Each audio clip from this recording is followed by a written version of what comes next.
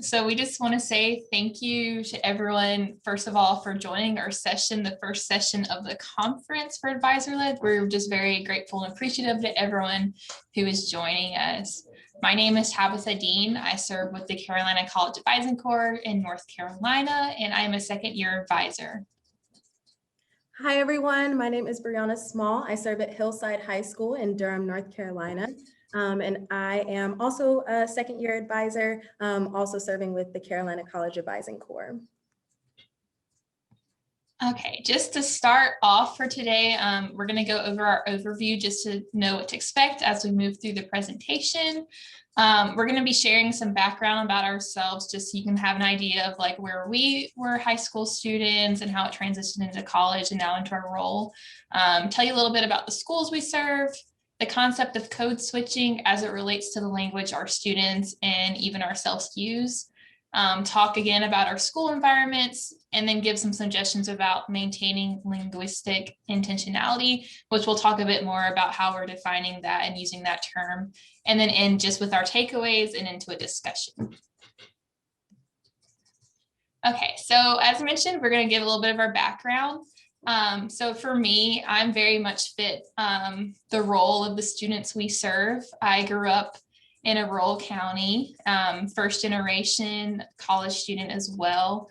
Brianna and I, we had some trouble like when it comes to defining class and that's a whole nother like issue as itself. But it seemed for my area and just around the time I was growing up, my family was considered middle income, and I grew up in a household of 4. And just my community as a whole, it's very family focused. You stay within those familial roles, and that bleeds out into the community itself. Everyone knows each other's families. There's a huge emphasis on staying close and tight-knit and supporting each other within the community. Definitely. And then for me, a little bit of my background. So I, just for some context, did go to private school, but I also did go to school in a rural county. So I grew up in Wilson, North Carolina, which is the seat of Wilson County. It's a very small town. If you know it, it's probably because of barbecue. But if you don't know it, totally fine. It's 45 minutes east of Raleigh, and that's typically what I tell people. So then just for me, my familial background, it was just me and my mom. So I did come from a single family. And because of that, I would kind of consider us lower middle income. And then just in general, I felt like Wilson is just very small town, very just like everybody knows everyone. So I said country, country, country, because I could drive out to my grandma's house and see a cornfield, or I could go into town and go to Target. So lots of variety. And then again, we're just going to give some background on our school. So I serve South Stokes High School, which is in Walnut Cove, North Carolina. We're toward the border of Virginia where our county lies. We've listed some stats about the towns we serve, and for me, my county, just because it's overall larger. And as you can see, our population of Walnut Cove is only about 1,600.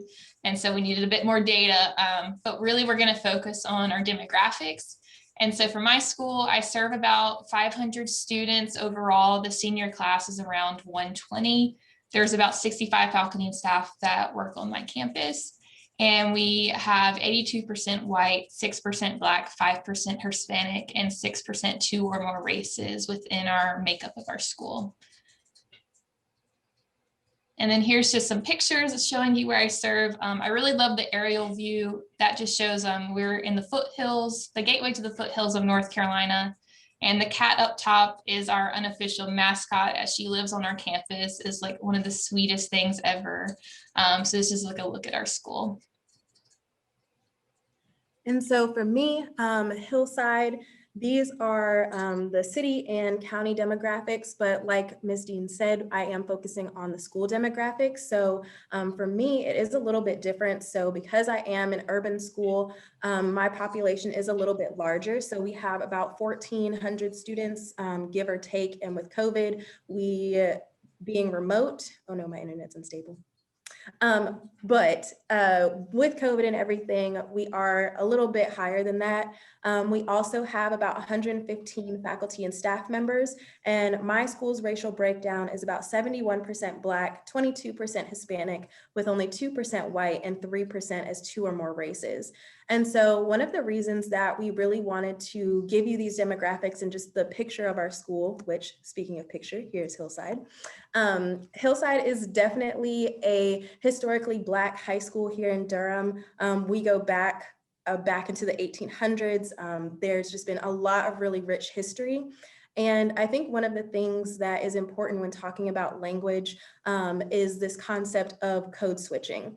And so I do feel like a lot of times people associate code switching with Black Americans. And so just to give you some context about what definition we're using for code switching, as outlined by the cost of code switching published in the Harvard Business Review, broadly, code switching involves adjusting one's style of speech, appearance, behavior, and expression in ways that will optimize the comfort of others in exchange for fair treatment, quality service, and employment opportunities.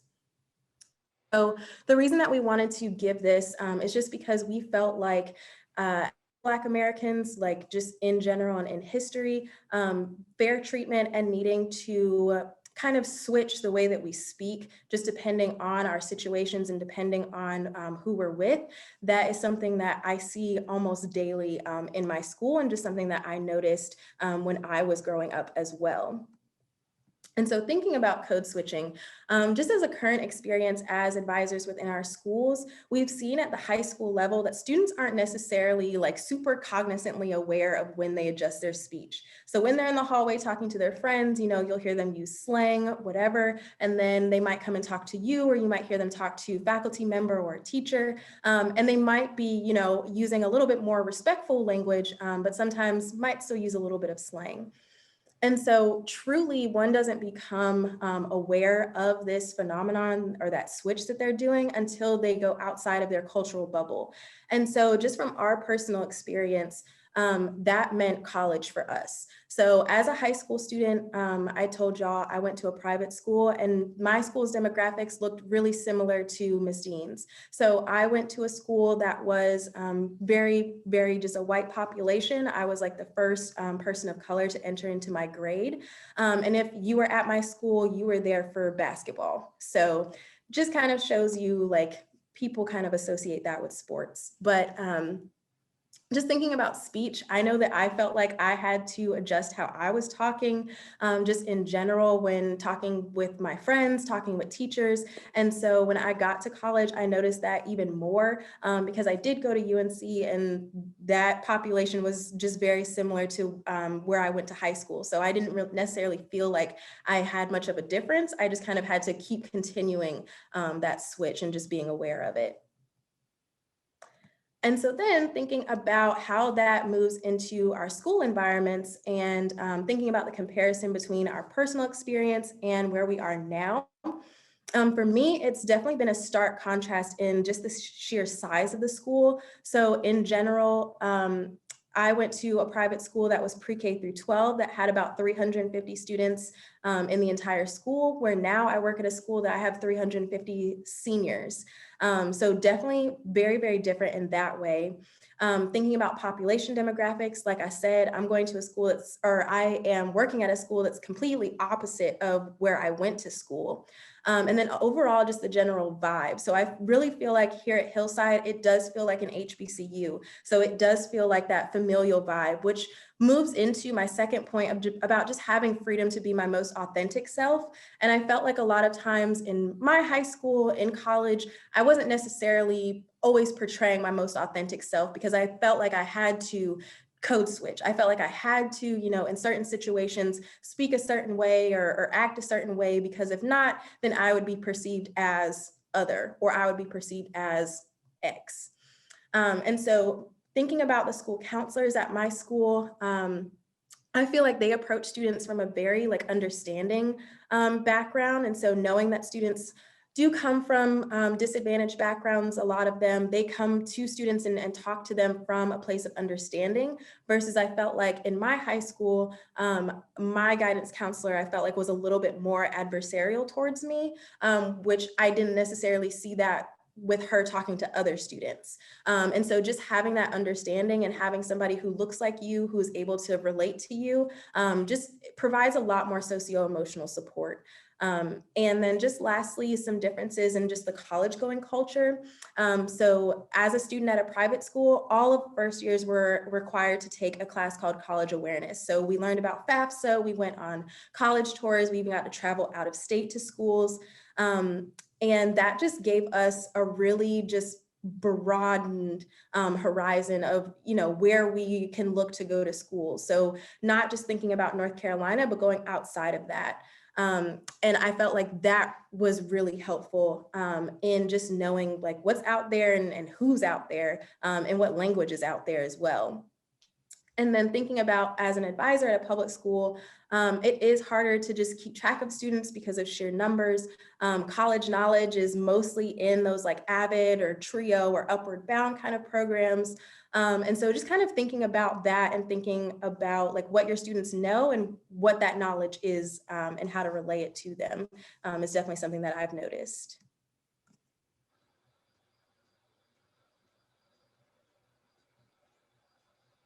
Oh, Miss Dean, I think you're on mute. LOL. Okay. Just a bit of my perspective. The school I serve at now is very much similar to where I attended. I'm from the county right next door, so the communities are very similar, even though Stokes County is even more tight-knit, I would say, than the county I grew up in, as it's a population of about 45,000 overall. There's very much that family focus and community emphasis embedded throughout everything, and that's seen in the school system. Just because the town my school is situated in, where it is so small, the school is more of a community hub for us than anything else, as there's not much other buildings or livelihood, great big centers or anything such as that. So very much this is the gathering place for anyone in the community to come, whether it's for Friday night football or if they use it as a polling place. And so it's very much been a great experience coming here, because just talking a little bit about my experience going to college, as well as Miss Small touched on, when I was in high school, I was very comfortable with those around me. I was able to speak. I was not aware that I was even code switching. I had no idea what that was when I was interacting with my peers or my teachers.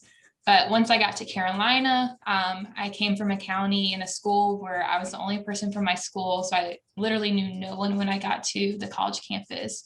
And as I started to make friends and I was getting comfortable and talking to people, that's when people started pointing out that my accent was thick from like a Southern accent, and that I spoke what they deemed grammatically incorrect in when I was joking and talking with like my peers.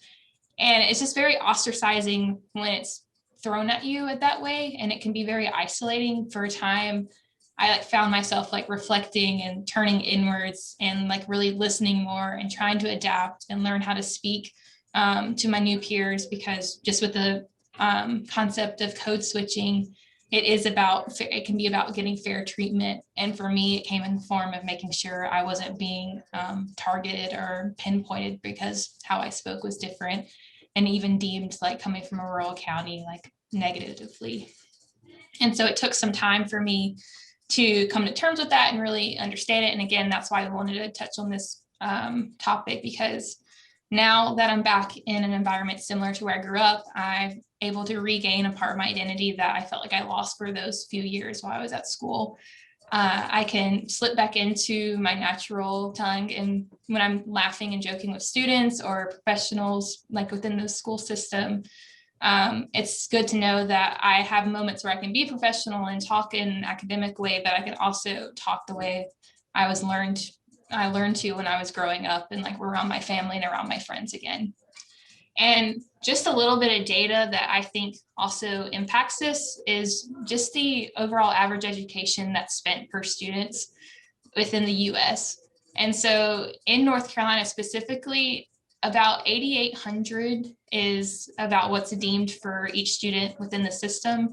That money is from instructional, the salaries of their instructional teachers, the admin and resources for students and teachers. And North Carolina is the 6th least student funded state in the United States. And even though the South is the most populated region within the country, 13 out of the 16 states are falling within the bottom 25 of those spending the most money for students with education spending. Whereas New York spends about $22,000 per student. And just seeing that stark difference just really goes to show how education is viewed within different regions. But even within the state system, rural schools are often falling even further behind, even in states that are spending less money on their students than those towards the top of the list. And that can really impact, and that lack of preparation for our students going into the schools, going out to the college level can really show. And then we're just going to end with some suggestions for maintaining linguistic intentionality. And for us, linguistic intentionality is when you kind of reach that awareness after like learning about code switching and navigating that language divide at times, making sure that you're able to preserve that part of you. And we want to make sure that we can preserve that for our students as well. And so the first thing we can do as advisors is observe the language students use and respond in a way in which they understand.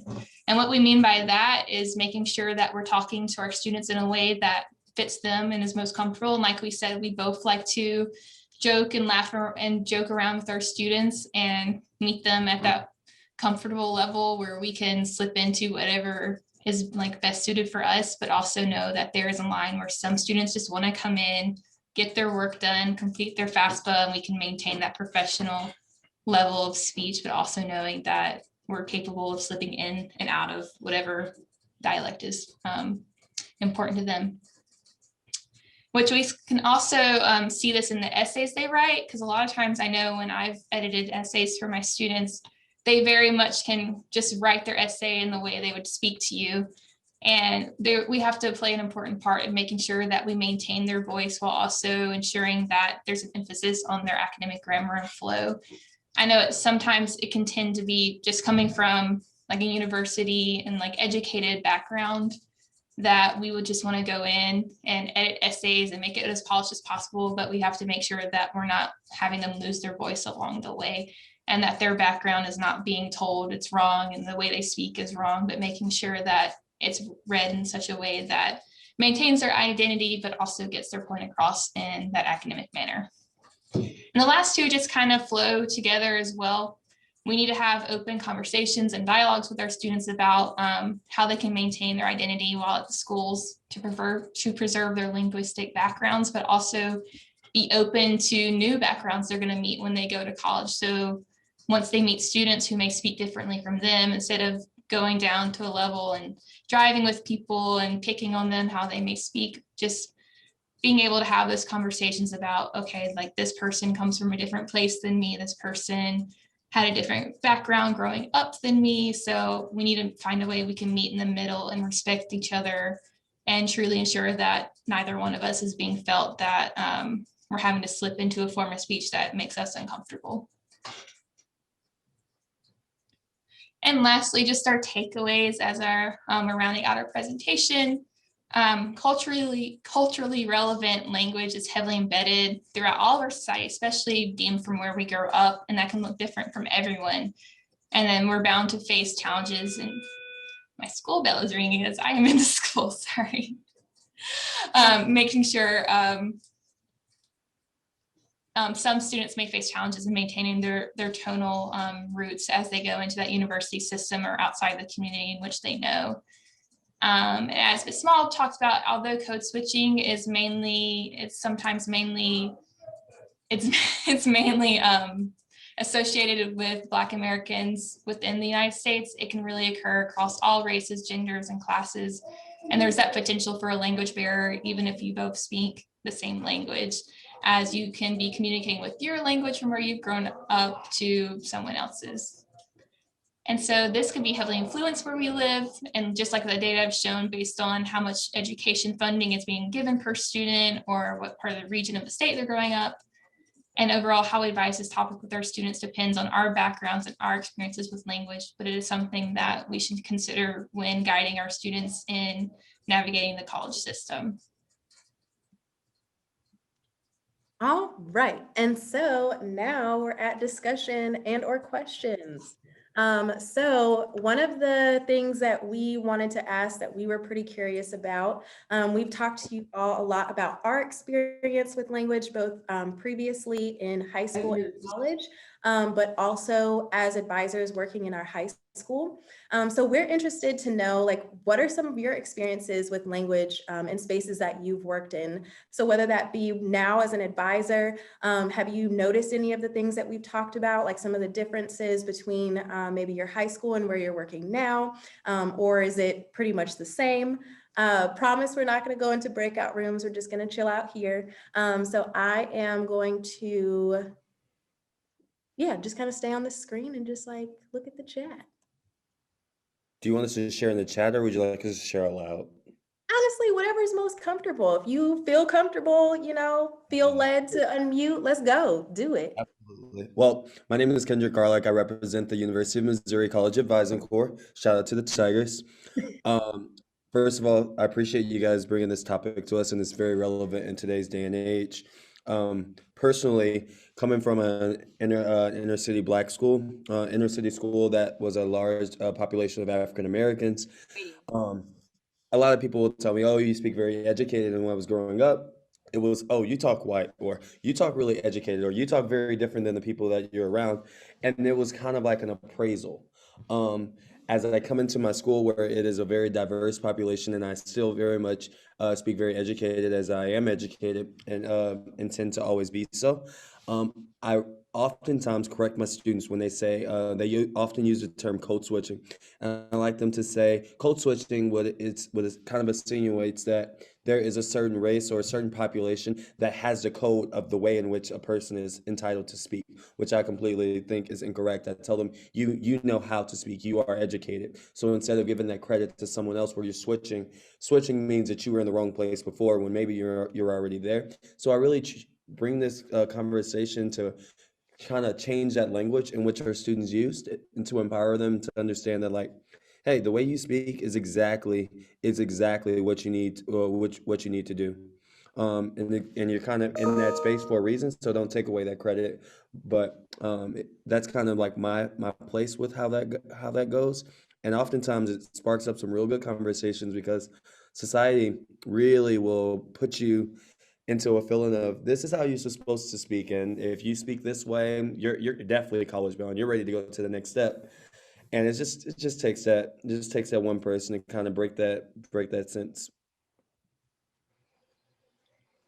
I think that's really great, Kendrick. Thank you so much for sharing. And um, it's just really great to hear when advisors are already aware of these situations within their schools and are able to address them as eloquently as you have. That's awesome. Thank you. Thank you. I want to chime in. So my name is Tiki of the wonderful CCAC, and I just wanted to kind of one piggyback off of what you were saying, Kendrick. So I have been to over 10 schools at this point in my life. I've moved a lot all over the place, interacted with a lot of different cultures, perspectives, languages, tongues, accents, etc. And one of the things that I noticed is whenever I would move, people would be able to like pick out that I wasn't from there. And I really loved that, you all, excuse me, talked about, how that experience of someone, alienating or pointing out difference in the way that you speak kind of dilutes your identity because it makes you feel as though you are other. And then I just wanted to say, I really appreciate one, dismantling the language of power that comes from saying, code switching, with the insinuation that there is a correct way to speak, right? The idea that we could even say code switching into something that is lesser than, it's just completely derogatory. And so one, thank you for kind of dismantling the power relations around that. But then also the idea of with our students and their writing and their essays, I think that a lot of what I've noticed this year is that in this virtual world, students aren't feeling confident, just writing and communicating with each other, with people within the school. And just struggling between those barriers of how to communicate effectively, but also be true to themselves. So I think that you all brought up a really good point about not overcorrecting our students and letting them be themselves, but also having that conversation of how do you choose to present yourself professionally and in your most educated fashion? Because as long as you are comfortable in that space and you know that you are representing for yourself in a fashion that you can be proud of, that is enough. So one, thank you for bringing that up. I think I'm going to be more mindful when I work with my students, but also, just thank you for addressing how that really connects back to our work and then the power relations of society as a whole. I think that was super powerful. So thank you. I will stop rambling now. Thank you. Thank you so much, Tiki. Tiki, you know I love your comments, so appreciate you. Paragraphs. But I feel like that's definitely something that I just especially noticed in my school, just like looking up, or not even looking up, but just like reading students' essays. It's definitely like they write how they talk, and it's incredible. And so just really taking that language, and I think there was a question that I saw in the chat, or maybe even just a comment about like, how do you not like over edit, essays, or do you have like a hard time not over editing essays? Because, and this came from Hannah. So I also have students who don't necessarily ask me to fix their grammar, but I do notice that their grammar is a little bit off. So I try to just like, I don't know, just give like small suggestions here and there that just like make things make a little bit of sense, but just making sure that we are keeping true to what the students are trying to say, because it is their essay. They're the ones who need to, or the schools that they're applying to need to know who they are. So just like we tell them, it's about you, even how the language that you use to write, that's you. So if you use a little bit of slang, if you have students who are English learners, let them use some of that mother language, that mother tongue, like put it in there. It's awesome. Oh, thank you. Tamiria, I apologize if I pronounce it incorrectly. Oh, you said it correctly. I just Okay, from Texas. Yes, ma'am. I hope y'all can see my face. My background is making my face all weird, so ignore that. I apologize. But I just wanted to shout out to Kendrick and Tiki, because those are really great points. Y'all took the words right out of my mouth. And I just want to add on that, like, code switching, like, y'all are right. Like, in a sense, I feel like it is derogatory, but at the same time, like, all language is unique, and that's the reason that we have language, and it's powerful. And so I feel like when we code switch, some of the time I feel guilty about it, because like not only like at first, like before I came to college, I didn't recognize that I was doing it. It wasn't until I took like a sociology course and we talked about code switching. I was like, that's what that is. Like, because I would just do it as like my roommate talking to her and talking to my mom, and she'd be like, why'd you change your voice? And I'm like, I didn't change anything. Like, I'm just on the phone with my mom. And she was the one that pointed out to me that I had like a whole different way of speaking on the phone with my mom, and in the classroom and things like that. And so I feel like knowing that there's power in the language that we have, and like learning about language and taking these different courses on it, it just helps you see like how beautiful it is, and how we should appreciate everyone's language and the way everyone speaks. Like, I feel like there is no right way to speak, like y'all said. There's just so much you can do with it, like so many ways you can convey it, so many ways to make it beautiful. You can make it angry, like however you want it. And so I feel like when you take that away from students, or you tell them to switch one thing or another, that's definitely something that should be shunned upon. And I always thought that it was just like my opinion on it. So to have y'all validate that and just confirm that, like, maybe code switching is necessary sometimes, but it shouldn't be like widely accepted as it is. I feel like we should accommodate to those people and try to understand their point, rather than trying to, make them just generalize their language and just make it fit whatever the status quo is. So I just really want to thank y'all for just, I don't know, validating that for me. Like hearing it from someone else just made it resonate so much more. And it was like a light bulb went off. Like, okay, like you're right, you're not crazy. You don't just have a biased opinion and things like that. So I just want to thank y'all for saying that because I'm just like, yes, like somebody gets it. So thank y'all for saying that. Well, thank you. That really Yes, my spirit. I know. Thank you so much. And I mean, everyone else in the chat's agreeing as well, like that. We really appreciate it. And I think what you're saying also plays into, like we mentioned, language intentionality. So just being intentional about that language that you're using, and not necessarily being intentional to the fact that like, oh, we need to use academically correct grammar, but just like intentional, how we're talking to people and how we notice that and bringing others down.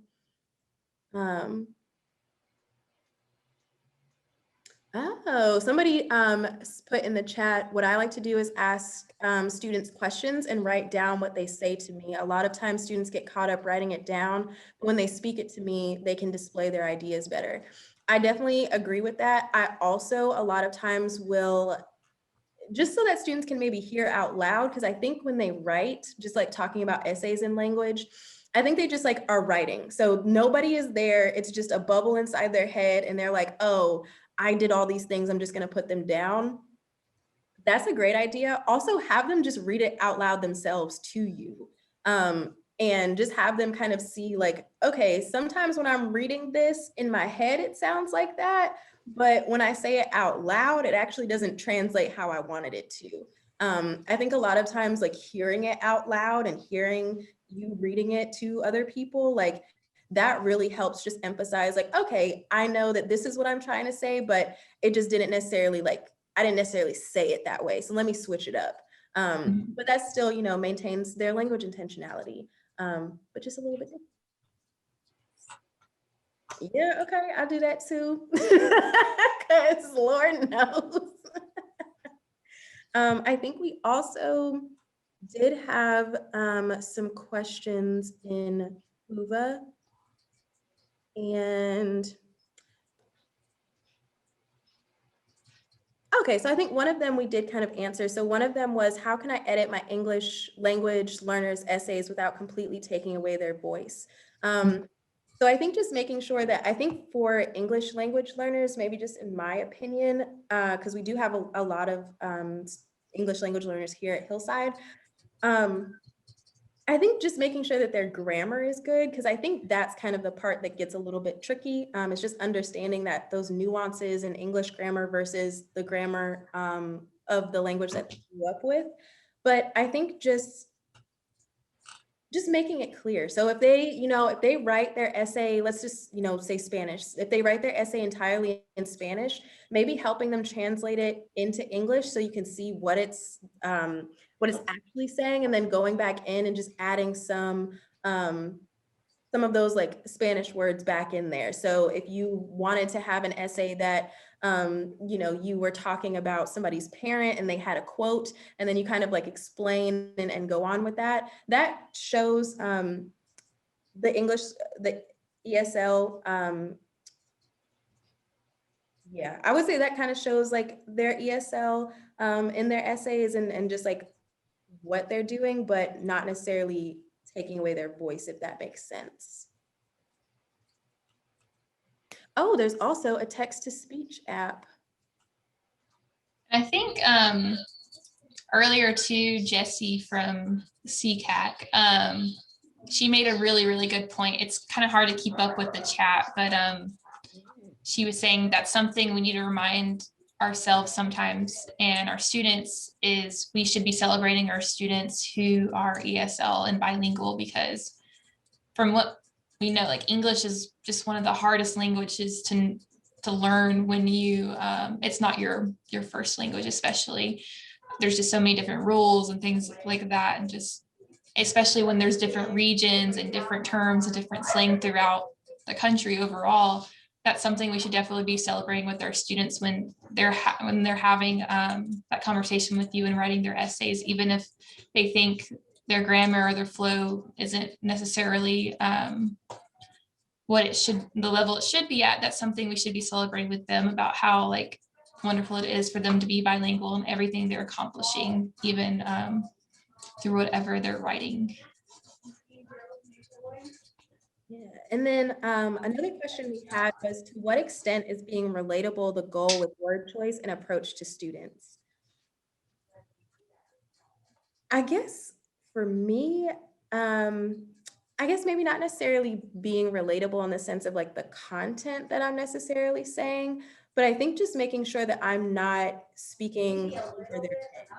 So I don't want to be using like super academic, like vernacular that they're just like, yeah, I don't know what you're saying to me right now, Miss Small. Like that sounds like you're speaking a completely different language. So I think to a certain extent, it is more so just speaking the way that they understand and not going above their head. Hopefully that answers that question. If not, feel free to let me know. We could talk about it. Okay, great. Just this is Kendrick again. Just to kind of back to what you said, oftentimes with my students, I find them like, yes, I want to speak the way that they speak so that they better understand and able to capture um, the story that I'm trying to give to them. But I also I also think it's very important that in this role that we have this really cool opportunity to, since we're near peers, to understand what they get and what they understand, but let them know, help them and ongoing learning to where I say, well, this is what they mean by that. But oftentimes you're going to see it in this word. So while you're used to saying this, let's find some times where you can and broaden that vocabulary to where you're still keeping your story. And yes, this is how we talk because we don't have to change the way we speak to understand each other.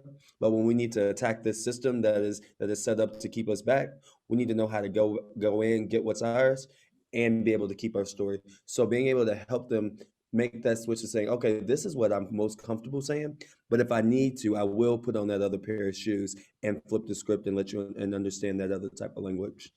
Okay, period. Because we're what? Multifaceted. That's on duality, baby. Okay. So let's go, Kendrick. Yes, sir. I love that. I think I too. And I think with our last couple of minutes, we did have just a last question that just said, how can we apply the wisdom we learned today to our interactions with families? I think a lot of what we've said about talking with our students is something that you can take with you to talk with families as well. So I don't think what we're saying right now is solely exclusive to students. I think we can use what we're learning with their families too. So, I mean, because when they go home, that same language that they're using with us is the language that they're using with their family. So just kind of understanding that, you know, everybody's different. Everybody has a different way that they speak. But at the end of the day, we're here to help them understand certain concepts. And because of that, just keep doing what you're doing, y'all. Kendrick has given some really good advice, definitely meeting students where they are, but also helping to elevate his duality. Making sure that, you know, if you're reading over essays, not changing a whole lot of their words, but maybe just helping with grammar. And just that experience with that. I think that's really valuable. And that's something that we bring to the table, is having this college experience with either some of us having advisors in our high school or some of us maybe not. But having that college experience, being able to bring that to the high schools and understanding our students' backgrounds, really just having an understanding, I think is something that's really important, and just kind of the basis of this work. And we are pretty much at time. At time, yes. Yes. I was just about to be like, it's my time to cut you guys off, and I don't want to. Tabitha, do you have any last words? I don't want to take this away from you, but I have some housekeeping to end the session. Yeah, of course. No, I think Brianna, Ms. Small definitely summed it up quite eloquently, and just from everyone talking in the comments, thank you so much for contributing to the conversation, and we're glad this has been some help and be able to think about it as you further your advising styles. We really appreciate your time today.